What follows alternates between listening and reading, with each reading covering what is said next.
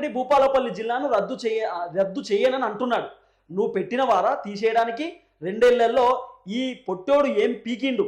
జిల్లాను రద్దు చేసే ప్రజలు నీ వీపు చింతపండు చేస్తారు అని చెప్పి కేటీఆర్ చెప్పినటువంటి మాట, ముఖ్యమంత్రి రేవంత్ రెడ్డిని పట్టుకొని అన్నటువంటి మాట. ఇది కూడా వినండి.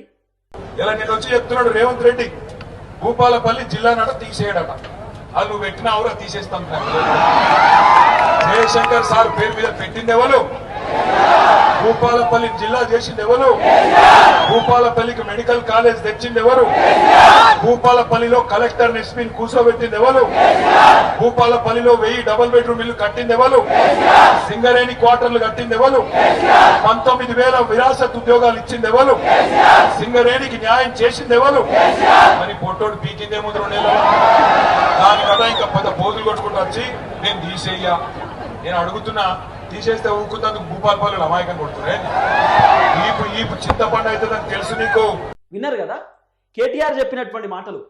భూపాలపల్లి జిల్లాని రద్దు చేయమని చెప్పి నేను తెలంగాణ రాష్ట్ర ముఖ్యమంత్రి రేవంత్ అన్న నేను చెప్పినటువంటి మాట చెప్పినప్పుడు కేటీఆర్ ఈ విధంగా కౌంటర్ ఇచ్చేటటువంటి కార్యక్రమం చేసిండు. నువ్వు వాస్తవానికి ఏది ఏమైనా ఒక ముఖ్యమంత్రి హోదాలో ఉన్నటువంటి వ్యక్తిని పట్టుకొని ఇట్లా రాగొట్టడం, ఇష్టం ఉన్నట్టు మాట్లాడడం, బూతులు తిట్టడం అనేది కరెక్ట్ కాదు. ఇది అందరం కూడా ఖచ్చితంగా సపోర్ట్ చేయం కేటీఆర్ ఇట్లా మాట్లాడుతున్నటువంటి మాటలు, భాషను. కానీ ఎందుకు ఇట్లా మాట్లాడాల్సినటువంటి అవసరం వస్తుందంటే అవతల పక్క మనిషిని మంచిగా ఉండాలి కదా. సరే కేటీఆర్ అంటే ప్రతిపక్ష పార్టీ లీడరు, కేటీఆర్కు బుద్ధి లేదనుకున్నాం. మరి రేవంత్ అన్నకి ఏమైంది? రేవంత్ అన్న తెలంగాణ రాష్ట్రానికి బాస్ కదా, ముఖ్యమంత్రి కదా. ముఖ్యమంత్రి అంటే ఒక రాజు లెక్క. మరి రాజు గిట్నే మాట్లాడతాడా?